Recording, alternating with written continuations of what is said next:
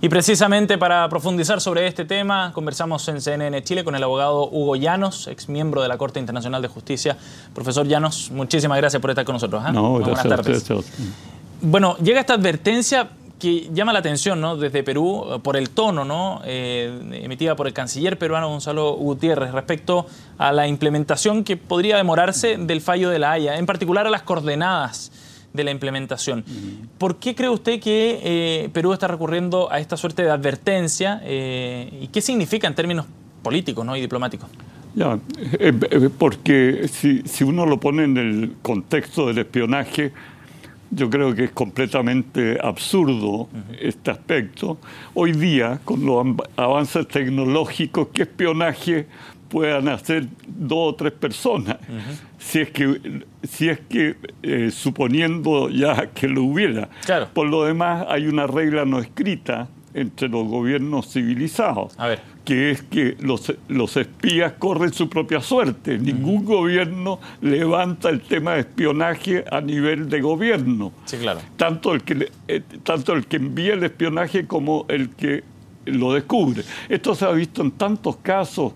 Recuerdo, por ejemplo, una visita que se hizo a Londres en un barco, me parece que fue Nikita Khrushchev, en que un hombre rana empezó a buscar, a descubrir los avances tecnológicos del barco. Y fue totalmente desconocido por el gobierno británico, porque es lógico que estos son aspectos que hoy día mismo lo vemos, que se espían, si es que hubiera espionaje, cosa que yo no creo, este caso lo descarto completamente, incluso entre los países amigos, digamos, le hace Estados Unidos, con Brasil, con Alemania, etcétera. Y todo eso se baja siempre el tono. Está bajo cuerda, en definitiva, ese tema.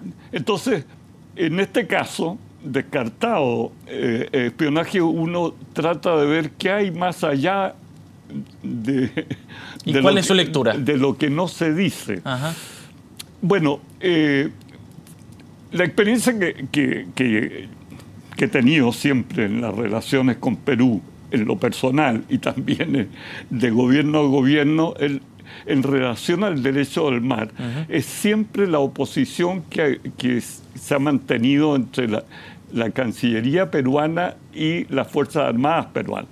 Siempre la Cancillería peruana ha sido proclive a incorporarse en todo a las normas vigentes del derecho del mar a través de la Convención de Naciones Unidas. Y las Fuerzas Armadas siempre se han resistido a esos aspectos por varios puntos. Primero influyó el problema de la guerra que hubo con Ecuador, el deseo de darle siempre el carácter de mar territorial a las zonas de 200 millas, cosa que ha sido superado latamente y que ya nadie mantiene.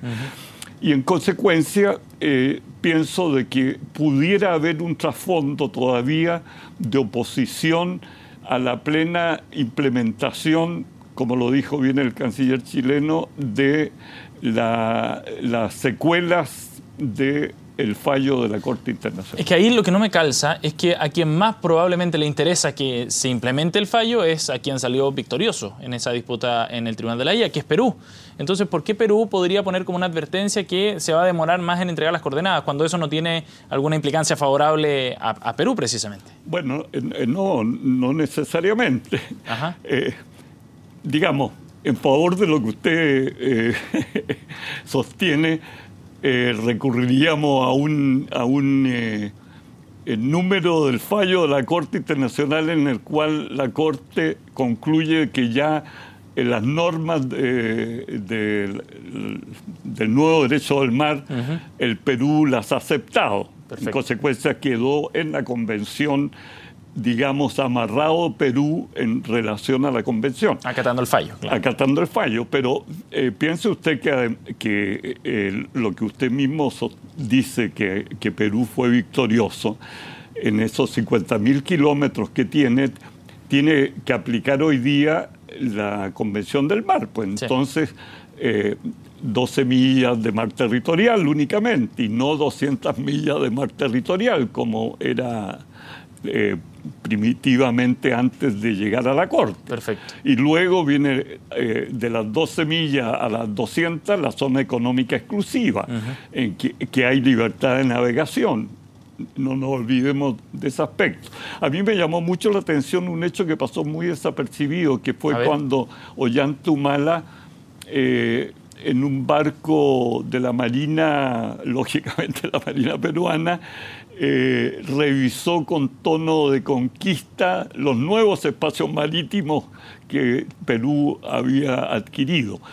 Eso en un ambiente post-fallo me sonó como inusitado, por decirlo suavemente. Es decir, que este caso de espionaje, esta denuncia, y sumado a esta reacción de Perú, ¿podría ser una respuesta finalmente desde las Fuerzas Armadas peruanas las que estén alimentando este caso? Bueno, en un tono absolutamente especulativo. Por cierto.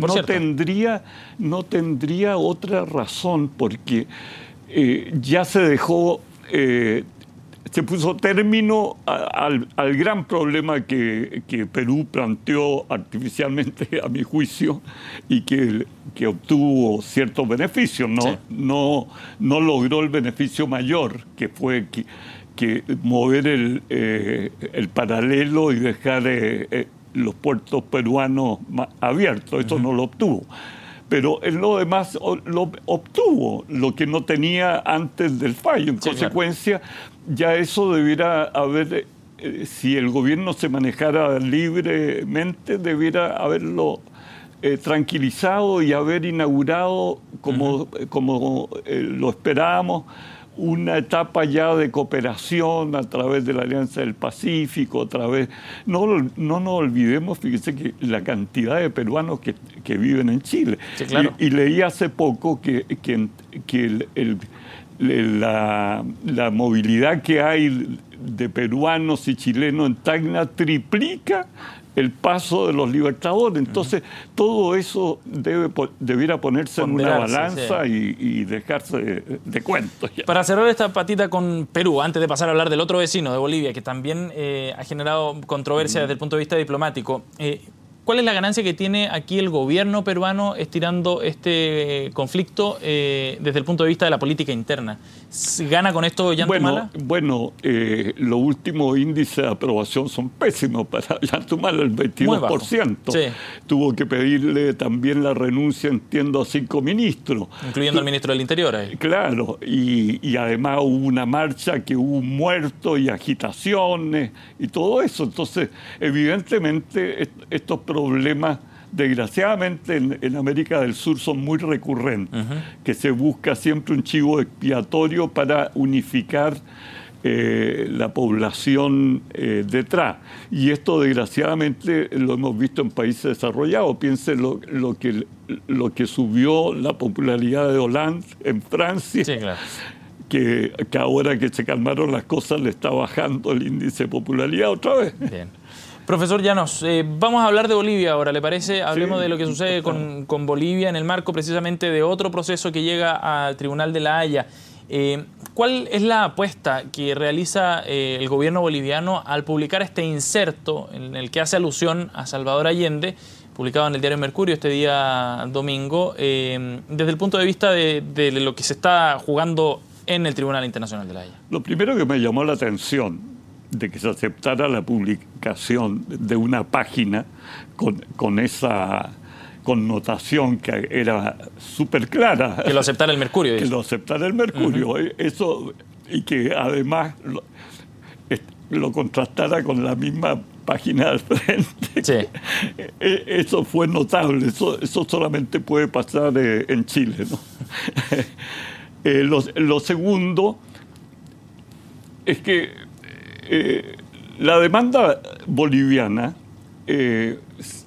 se basa mucho en declaraciones y compromisos presidenciales. No nos olvidemos en ese aspecto. Entonces, también ha descubierto esta nueva beta, al parecer, porque no lo había explotado antes. No lo había explotado, de que Salvador Allende le hubiera prometido lo que dice el inserto. Pero lo principal es lo siguiente, y por eso que este es un argumento que no tiene fundamento sólido, porque si hubiera sido así, durante el gobierno de Allende se habrían reiniciado negociaciones con soberanía para Bolivia y no se hizo, así que eso cae por su propio peso. En los canales formales, al menos. Evidentemente. Porque esto es solo una declaración de intenciones de Allende. Pero sí, no, y además que yo dudo mucho porque las frases cuando se sacan de contexto uno quisiera leerla entera, porque esta frase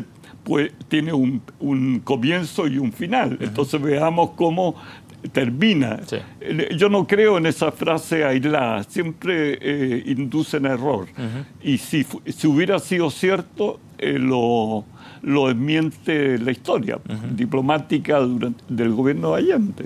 ¿Y qué efectos tiene en la práctica este despliegue comunicacional? Esta patita en particular, pero en general lo que ha hecho en los últimos meses. Que busca el apoyo de la izquierda chilena, en el sentido de que le resultaría difícil, entre comillas, desmentir un candidato tan emblemático como fue Salvador Allende. Entonces provocar la división en la izquierda que está en el gobierno y que en consecuencia va hacia allá el objetivo boliviano.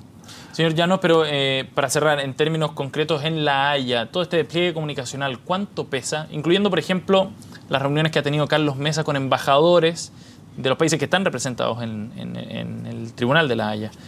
¿Cuánto pesa este despliegue comunicacional de Bolivia? Mire, yo estuve 9 años en la Corte chilena y todos llevamos nuestra propia historia. Todos, usted, yo. Es imposible dependerse de eso. Sí. Entonces, uno recurre a veces por cuestiones emocionales. Dicen que Napoleón, por ejemplo, cuando sufría, me parece, ataque de bilis, su claridad mental bajaba enormemente y le pesaba su propia geografía. Sí, claro. Así. En consecuencia, claro, se busca incentivar lo que siempre Bolivia ha buscado de ser la víctima de una guerra que le privó de acceso al mar y que Chile tiene problemas con los vecinos, etcétera. Me imagino que a esa lectura busca influenciar a los jueces. En rigor, los tribunales aplican estrictamente el derecho, pero lo aplican los humanos, de tal manera sí, claro, que de otra manera no se explicaría toda esta guerra de prensa que siempre lo hay en todo orden de la conducta humana. Profesor Llanos, le agradecemos muchísimo que haya venido a CNN Chile para abordar este tema. Muy amable. Gracias. Nosotros nos vamos a una pausa, nos separamos un instante, pero hay hartas más informaciones que queremos seguir revisando junto a ustedes. Espérenos.